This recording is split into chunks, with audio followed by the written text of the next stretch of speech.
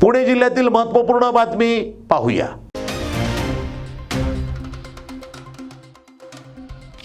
Hinjawadi police Thane हद्दीमध्ये phase 1 रोडवर Vyoma graphics या कंपनीच्या टेम्पो ट्रॅव्हल MH14 CW 3548 या बसला अचानक आग लागली होती। सदर आगीमध्ये टेम्पोमधील एकूण 12 प्रवासीपैकी 4 प्रवाशांचा आगीमध्ये होरपळून मृत्यू झालाय। सदर जखमींना रुबी हॉल क्लिनिक हॉस्पिटलमध्ये उपचाराकामी पाठवण्यात आलंय।